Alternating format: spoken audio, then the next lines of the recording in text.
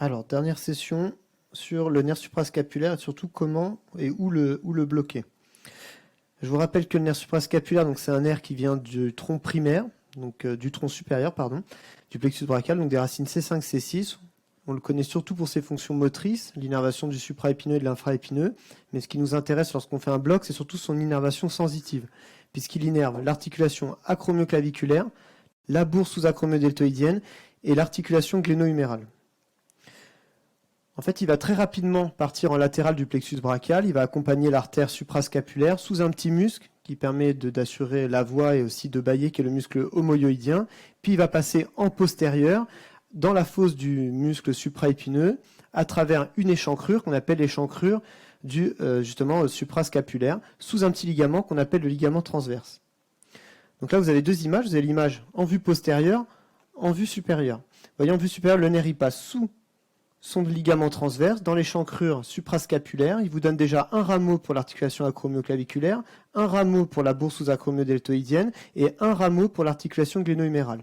Ensuite, il va passer sous l'épine, au niveau de l'échancrure spinoglénoïdienne. Il va vous redonner un rameau pour l'articulation gléno-humérale. Au-dessus de l'épine, il énerve le supraépineux. En dessous de l'épine, il énerve l'infraépineux. Il assure à peu près 70% de l'innervation de l'articulation gléno-humérale. Les 30 autres pourcents, c'est plutôt le nerf axillaire. En échographie, vous pouvez le repérer sur la face antérieure. C'est pas facile, il faut quand même avoir une sonde à très haute fréquence. Le plus souvent, vous posez la sonde en fait sur la clavicule et en fait, vous allez faire une sorte d'arc de cercle avec votre bord latéral de la sonde. Vous allez chercher un petit fascicule nerveux qui s'éloigne en fait du plexus sur la partie latérale, proche d'une zone arrondie hypoéchogène qu'on appelle le muscle homoyoïdien. Ensuite, là où on le recherche le plus souvent, c'est au niveau de la fosse du suprascapulaire, au niveau de l'échancrure justement suprascapulaire. À ce niveau-là, il suffit juste de regarder l'os, rechercher une petite échancrure, le ligament qui est au-dessus, on est sous le supraépineux et sous le trapèze. En dessous de l'épine, il passe dans la fosse spinoglénoïdienne, la même chose. Vous reconnaissez ici votre articulation gléno-humérale, c'est juste en médial, le deltoïde, l'infraépineux au-dessus. Je vous montre cette image pour vous montrer la forme des échancrures en fonction de la localisation du nerf. Elle est beaucoup plus profonde, l'échancrure, au niveau de l'échancrure spinoglénoïdienne. Elle est plus triangulaire au niveau de l'échancrure du suprascapulaire, mais c'est surtout cette image-là qu'il faut retenir. En fait, c'est cette zone intermédiaire, juste à ce niveau-là. Parce que c'est à ce niveau-là que vous devez faire votre bloc. Si vous le faites à ce niveau-là, vous avez le moins de risque de complications. Vous n'allez pas vers le poumon. Et vous allez être assez haut, en tout cas pour mettre assez d'anesthésiants, de produits anesthésiques sur tous les rameaux articulaires.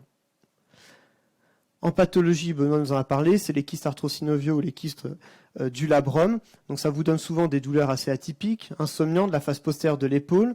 Si ça traîne, ça évolue vers la myotrophie. Si la compression elle est proximale au niveau de l'échancrure du nerf suprascapulaire, vous avez une atteinte du supraépineux et de l'infraépineux. Si l'atteinte est distale dans l'échancrure spinoglénoïdienne, vous avez une atteinte uniquement de l'infraépineux. Donc l'infraépineux est atteint de façon constante. Où est-ce qu'on fait le bloc? Donc les anesthésistes le font en antérieur. Vous allez venir ici et mettre votre produit anesthésique. En rhumatologie, c'est pas la meilleure voie d'abord parce que vous avez des gros vaisseaux à côté, vous avez le poumon au-dessus, et ça va être assez compliqué d'éviter la diffusion du produit anesthésique vers le reste du plexus. Parce que tout ce qui est là, c'est vos faisceaux. La meilleure voie, c'est la voie postérieure. Donc il y en a deux. Il y en a une au-dessus de l'épine, une en dessous. Au-dessus, on dit qu'on vise l'échancrure du nerf suprascapulaire, mais au final, c'est pas vraiment là qu'on vise, c'est juste en dessous, cette zone intermédiaire que je vous ai montré tout à l'heure. Il y a deux abords, soit vous faites un abord vertical comme ça, soit vous faites un abord horizontal. Ce qui est recommandé, c'est plutôt l'abord vertical, parce que l'abord horizontal, vous voyez difficilement la pointe de votre aiguille, et si par malchance vous allez trop loin, il y a un risque avec la plèvre qui est derrière. Vous pouvez faire votre geste en dessous, au niveau de l'échancrure spinoglénoïdienne, mais en termes de logique, c'est pas terrible, parce que finalement vous allez anesthésier, enfin faire un bloc que sur le dernier rameau articulaire de l'articulation gléno-humérale, alors plus haut, en mettant un bon volume, vous allez pouvoir permettre au produit de passer en antérieur. Juste pour vous parler des risques, c'est les Australiens qui font beaucoup de blocs de ce nerf pour les épaules douloureuses. Ils le font cliniquement. Eux, ils mettent de la bupivacaïne, ce qui n'est absolument pas recommandé en France. Ils mettent des corticoïdes aussi, et ils font une voie postérieure clinique, et je vous ai dit, par voie verticale. ils ont très très peu de complications en le faisant cliniquement. Vous avez vu, moins de 0,6% de complications. Donc c'est quand même un geste qui est très peu à risque. Les indications, donc c'est toujours pour les anesthésistes, pour les blocs dans les anesthésies locaux régionales, pour les douleurs post-chirurgicales de l'épaule, les épaules d'urose chronique, mais surtout en rhumatologie, c'est pour la capsulite rétractile. Donc pour le repérer, là où vous allez faire le bloc, il y a deux techniques. Soit vous êtes à l'aise et vous allez directement poser la sonde au niveau du supraépineux et repérer le petit triangle, hyper-échogène où passe le nerf. Soit, si vous êtes en difficulté, vous voulez voir tout le parcours du nerf, vous passez d'une coupe que vous connaissez, qui est l'articulation gléno-humérale juste ici. Vous passez sur le bord médial, vous allez reconnaître votre échancrure. Vous remontez à 90 degrés.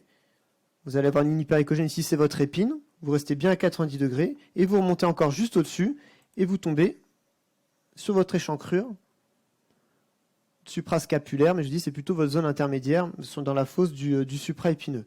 À ce niveau-là, le geste, le risque est très faible. En pratique, comment ça se passe? Alors moi, j'utilise plutôt des aiguilles à PL noires, les plus fines possibles. Je pique quasiment à 90 degrés, donc je regarde plutôt le mouvement de l'aiguille où le diffuse le produit, plutôt que de voir vraiment complètement mon aiguille à l'échographie. J'utilise 1 à 2 ml de lidocaïne UI, 1% pour le trajet de l'aiguille, et à chaque fois que je m'approche de la zone basse, du supraépineux ou du petit ligament, je vérifie qu'il n'y ait pas de reflux sanguin avant d'injecter. J'injecte 8 ml de lidocaïne. Au moment de l'injection, je vais tout doucement. Quand je désadapte pour mettre ma bêta-méthasone, je revérifie avant d'injecter qu'il n'y a pas de reflux sanguin. Ensuite, le patient, on le garde en surveillance 30 minutes en salle d'attente. Alors un exemple, vous allez voir le produit qui va diffuser sous le muscle suprascapulaire. Et en fait, votre critère de réussite, c'est de voir si ça diffuse bien ici, juste en dessous proche du nerf. Après votre geste, vous pouvez même aller voir dans les l'échancrure spinoglénoïdienne. En fait, on voit généralement le petit piqueté des corticoïdes. Donc là, il y a 8 ml. Et à la fin, je contrôle. Avant, après, je suis dans la bonne zone. Oula. Donc c'est bon. De toute façon, ça a coupé. Alors, pour qu'on voit en même temps à la caméra, parce que là, il va falloir par voie postérieure, si tu peux regarder par la fenêtre.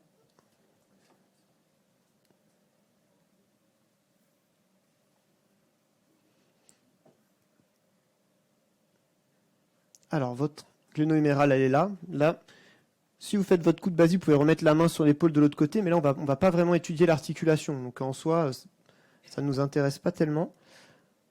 L'échancrure, elle est là. Je remonte, elle est là.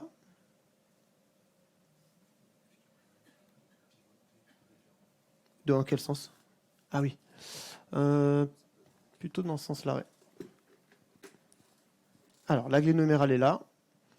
On fait la translation latérale parce qu'on voit même le nerf qui est là. Hop.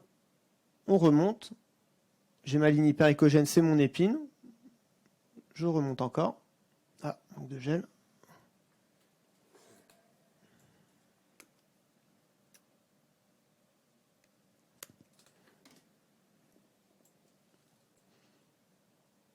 Hop.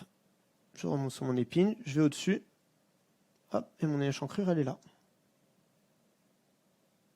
Donc c'est à ce niveau-là qu'il faut faire le geste. Avant de faire le geste, soit vous avez un appareil qui a un Doppler assez performant, vous pouvez voir la petite artère, mais en pratique, la petite artère, elle est plutôt avec le nerf sur le bord médial. Donc si vous arrivez comme ça, il vaut mieux venir par là. De toute façon, le plus simple, c'est de faire comme ça et d'être vraiment à 90 degrés comme ça. C'est un trajet très court, ça va très vite. Et après, vous pouvez monter encore plus, vous pouvez mettre à 90 degrés pour aller voir votre échancrure encore plus haute. Si vous voulez voir les kystes, il faut vraiment aller encore plus haut. Il faut aller quasiment là. Voilà, donc au final, c'est assez simple. Et après, quand vous avez l'habitude, en fait, vous posez la sonde comme ça. Et on sait qu'on doit être un petit peu en biais comme ça. À 90 degrés quasiment de l'épine pour la trouver. Vous voyez votre petite échancrure qui est là.